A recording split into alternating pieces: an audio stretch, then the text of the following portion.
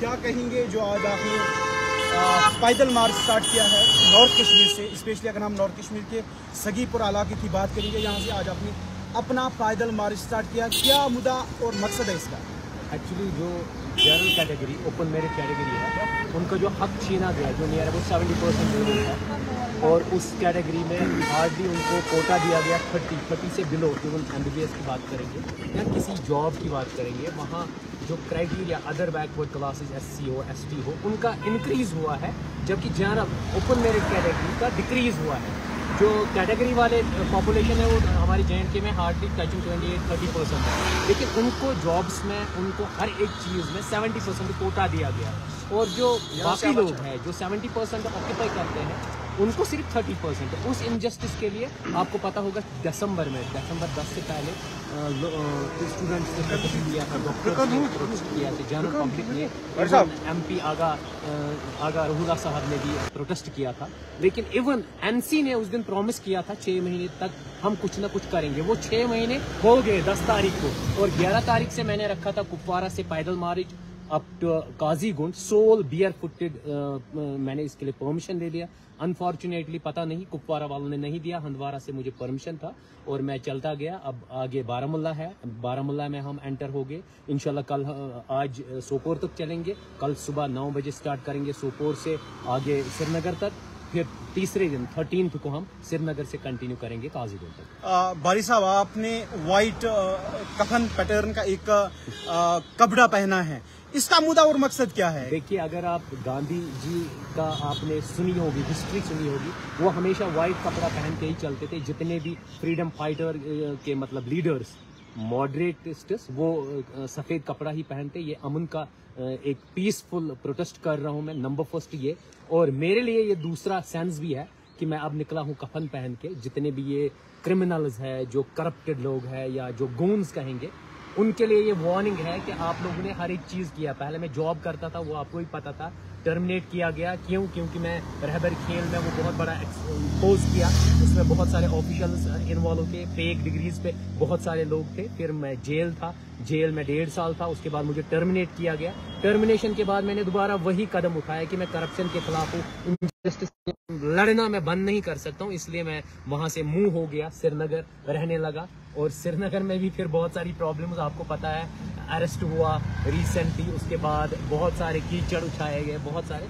अब लास्ट में यही है कि ये कफन मैंने पहना है, मैं सड़कों पे सो सकता हूँ, मैं गार्डन्स में सो सकता हूँ, मैं मस्जिदों में सो सकता हूँ, क्योंकि जिन गोन्स को, जो गोन्स अपने आप को प्रोटेक्ट करते हैं, उनमें सिस्टम के करप्टेड ऑफिशियल्स भी साथ हैं, उनमें चंद करप्टेड, सॉरी टू से, जो एडवोकेट्स है वो भी साथ है, उनको बचाने के लिए। अगर इवन आप खुद देख लीजिए, मतलब सितमगरी ये है कि कोई क्राइम कर रहा है, वो कोर्ट से परमिशन ले रहा है, कह रहा है कि मैं कल ये वीडियो चढ़ाने वाला हूँ, 4 दिन पहले मुझे एंटिसिपेटरी बेल दे दो, और एंटिसिपेटरी बेल दी जाती है, उसके बाद वो क्राइम करता है। आप खुद देख लीजिए, सिर्फ एक बहुत बड़े माफिया जो चेन है, he is just one element, वो सिर्फ इस चीज का एक हिस्सा है, खाली एक एलिमेंट है।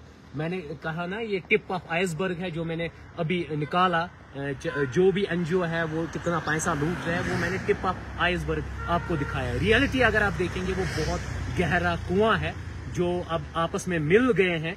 अगर आपको पता होगा, NGOs की अब एसोसिएशन इन्होंने बनाई ड्राफ्टबाजी से लड़ने के लिए। इवन अगर आप देखेंगे 4 तारीख को एक बच्चे ने वीडियो चढ़ाया, वो उस ग्रुप में शेयर हो गया। मुझे हर एक चीज पता, हर एक चीज मेरे पास है, एविडेंसेस, हर एक चीज। लेकिन कोई नहीं, मैंने घर भी छोड़ा, हर एक चीज। मैं इवन सड़कों पे भी रहने के लिए तैयार हूँ। इवन रिसेंटली उन्होंने, जहां मैं डेरे पे था श्रीनगर में, उस मकान मालिक को प्रेशराइज किया गया कि इसको निकालो।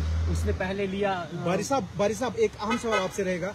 कल 2 दिन पहले जो आपका वीडियो काफी ज्यादा वायरल हो चुका है, गश्त कर रहा है इस वक्त सोशल मीडिया के मुख्तलिफ प्लेटफॉर्म्स पर, क्या कहेंगे इस हवाले से, किस हद तक वो सही है? देखिए, सही और गलत जनरल पब्लिक को जानना चाहिए। मैं तो कुछ नहीं बोलूंगा, मैं तो खामोश ही हूँ, क्योंकि मैं तैयारी कर रहा हूँ दूसरी चीजों की। ये है प्रिंसिपल सेशंजर अनंतनाग, वहां से बेल जो आई है वो 5 तारीख को एक बंदा लेता है, 5 तारीख को एंटिसिपेटरी बेल, और जबकि कोई कंप्लेंट नहीं थी।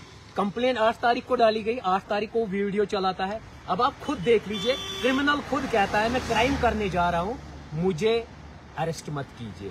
मीन्स वो एक एलिमेंट ही नहीं है, उसके पीछे उसके बाद 2-3 बेल्स उसको मिली, इवन उसको बेल मिलने में टाइम नहीं लगता है। मुझे एक बेल अरेंज करने में लोगों से रिक्वेस्ट करनी पड़ती है, मुझे यार दोस्तों से, कि मुझे थोड़े पैसे दे दो, और उसको 3-3 बेल मिली। वो बेल के पैसे आए कहाँ से? जरा जनरल पब्लिक से ही कहें कि आप लोगों ने जितना डोनेट किया है वो पैसा तो वही है। और ये एक ऑर्गेनाइजेशन है, जाके देख लीजिए, जो भी एनजीओज है, इन्होंने एक ऑर्गेनाइजेशन बनाई है, और उसके हेड से ही पूछ लेते हैं कि आपने लद्दाख में कितनी जमीनें ले ली, आप ही बता दीजिए। आपने मतलब ये दुकान जो खोली है गरीबों को मतलब मदद करने के लिए, क्या वो गरीब अमीर हुए या आप लोग खुद अमीर हुए? ये क्वेश्चन है। उनके पास गाड़ियां कितनी है, प्रॉपर्टी कितनी है, ये इन्वेस्टिगेटिंग एजेंसीज को देखने की जरूरत है। बाकी कानून अपना काम करेगा, पुलिस डिपार्टमेंट के ऑनेस्ट ऑफिशियल्स अपना काम करेंगे, और डॉक्टर बारी अपना काम कर रहा है। 2 दिन से लगा था परमिशन के लिए कुपवारा से काजीगुंड ओपन मेरिट के लिए मैं फाइट कर रहा हूं। नॉर्थ कश्मीर को ही क्यों चुना आपने इसके लिए? देखिए, ज्यादातर इनजस्टिस यही है। अगर आप देखेंगे 2023 से, अगर देखेंगे जो न्यू रिजर्वेशन पॉलिसी इन्होंने किया, वहां पर 92% लोग जम्मू के आते हैं, फॉल करते हैं। 8% लोग यहाँ के उसमें इन हो रहे हैं न्यू रिजर्वेशन पॉलिसी में। तो इनजस्टिस किसके साथ है? कश्मीर के ही साथ। इसीलिए मैंने कश्मीर से ही स्टार्ट किया, और ये है ही दोनों रीजन का फॉल्ट है। अगर हम इम्बैलेंस करेंगे, किसी पार्ट को जिम में एक्सरसाइज ज्यादा करते हैं तो वो इम्बैलेंस हो जाता है। सेम अगर किसी बिल्डिंग को हम एक मतलब उसका जो ये है पिलर, उसको वीक रखेंगे, ऑटोमेटिकली बिल्डिंग कोलैप्स हो जाएगी। इसलिए बैलेंस। आज बारी साहब अकेले क्यों है इस सड़क पे? क्योंकि मैंने अकेले ही परमिशन ली थी, और मुझे पता था क्राउड में मुझे कोई परमिशन नहीं देता, क्योंकि आपको पता है कितने गूंज एक साथ मिलते, कहीं वो पत्थर मारते तो वो मुझ पे ही चढ़ता। इसीलिए मैंने सोचा बेस्ट है कि अकेले ही चलना, क्योंकि मैं तो शुरुआत करूं, क्योंकि मैं तो निकला हूं ना कौम के लिए।